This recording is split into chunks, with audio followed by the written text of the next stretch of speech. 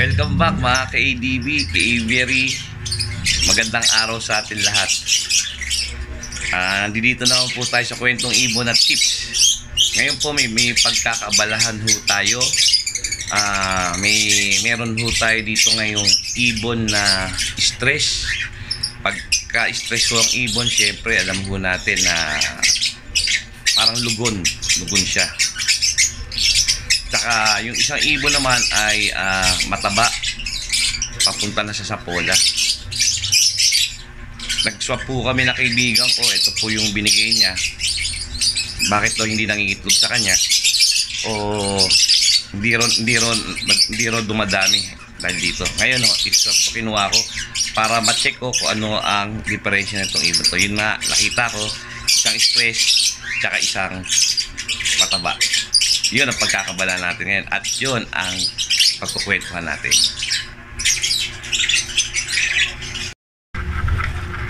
Okay guys, ito yung sinasabi kong ibon na stress. Ayan, kung mapapansin natin, wala ho siyang balahibo sa dibdib. Ayan. Syempre hindi ko alam kung bakit na stress to.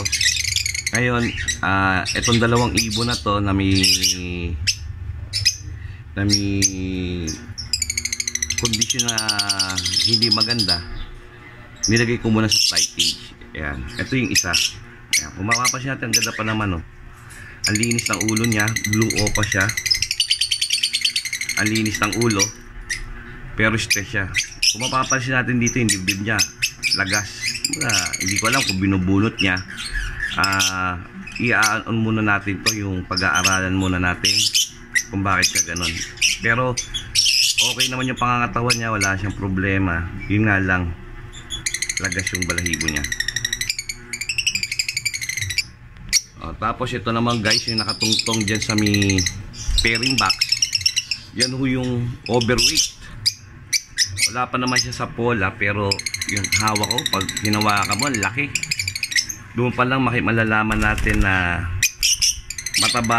Kaya hen yan, kaya pala hindi siya nangingitlog. Blue opa rin ho yan, kaya pala hindi siya nangingitlog dahil sobra laki niya. Kumbaga sa tao, ubis. Ayan, ayan ho siya. Maganda rin ho siya.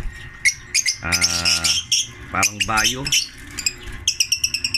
single factor bayo. Ayan. Ngayon ho, nilagay ko na rin natin sa flight cage. Masyado siyang matapang dito. Kukondisyon ho natin to. Ngayon ituturo ko sa inyo paano i-condition ho to. Yun ang ating anihin natin ngayon. Yun ang ating pag-aaralan ngayon. Yung mga behavior muna nila.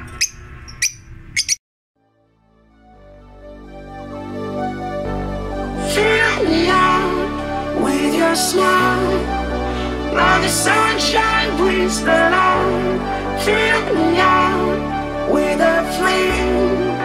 I will let you in this game. Take me out when I'm down. Cause with you I'm safe and sound. I'm safe and sound.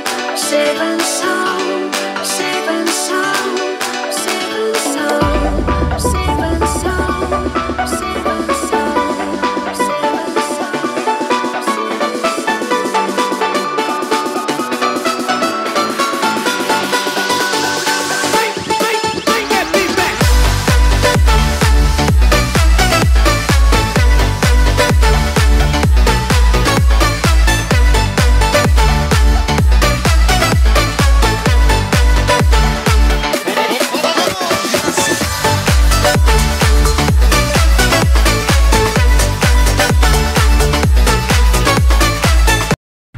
Okay guys, pag-uusapan muna natin itong hen na mataba, overweight, oversize. Laki niya kaya oversize. Pero wala pa sa pola, papunta na sa Sapola to. Ayun. Ngayon, dito muna sa flight cage, jejetahin natin siya. Siyempre, para lumiit siya ng konti, tumaba, mapagod, kailangan lipad siya ng lipad. Lalagyan natin dito sa malaking kulungan, dito sa flight cage. Ngayon ho, ang papakain muna ho natin dito ay gulay. Puro gulay lang ho. At wala hong dapat na seeds. Ngayon ho, magagayat tayo ng gulay, gaya ng kangkong. Pwede natin ipakain dyan, kangkong, malunggay, pechay. Ayan ho, yan ho ang mga pwede natin ipakain. Pag ho, carrots, yung alam natin na hindi nakakataba. Ngayon ho, pag nagpapakain ho tayo ng gulay at nagkukondisyon tayo ng ibon na ganitong papunta na sa sapola o misapola, o muna tayo papakain ng sunflower seeds o oat root dahil ang lakas yung makatabaho nun. Yan mga ginagawa ho natin. Huwag ho nyo na gagawin ho na magpakain muna ng oat root at sunflower seeds kasi ang lakas yung katawan, ho yan, masyadong mataas ang protina. Ngayon ho, i-tayo natin ito, papakain ho natin dito, puro gulay lang ho. Ngayon ho, inilagay ko muna ho siya dito sa flight cage para makondisyon muna siya, makapag-exercise siya rito, makalipad-lipad, pabukasan yung timbang niya. Ayun po, yun ho ang gagawin ho natin muna ngayon dyan. Dahil ho nasa flight cage ho siya, wala siyang gagawin dyan kundi lumipad lang, ayan, manghabol, dalhin siya, matapangahin manghabol, na-exercise siya dyan. Wag ho natin ilalagay sa maliit na pwesto o sa maliit na kulungan kasi hindi sila makakalipad dyan. Basta may sapola o mataba ang ibon. Nalagay natin dito kami malaki para may mahabol siya, makaka-exercise siya rito para tulong na rin sa mabilis ang pagpapayat ng ibon.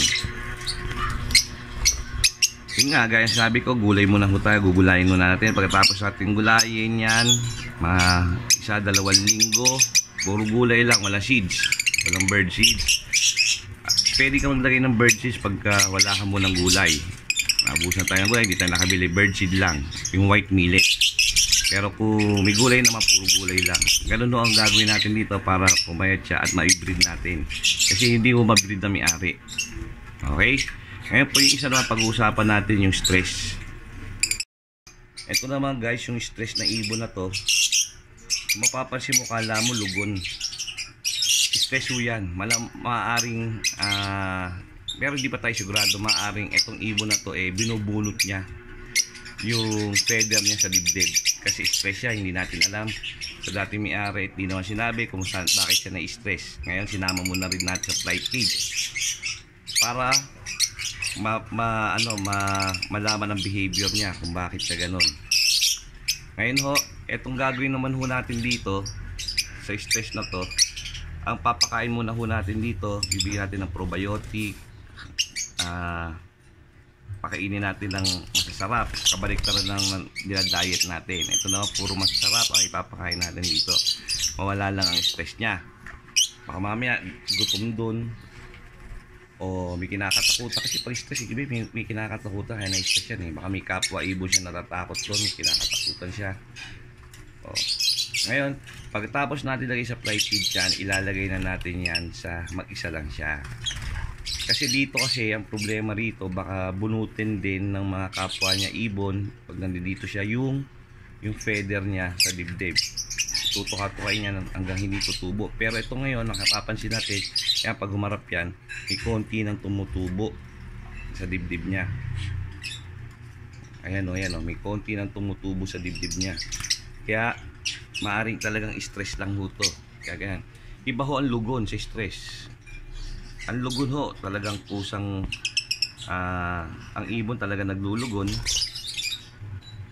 Ang stress nako, ang hirap gamutin niyang stress. Ito pinaka nahihirapan ako sa stress ng ibon kasi inaalam ko pa yung behavior niyan.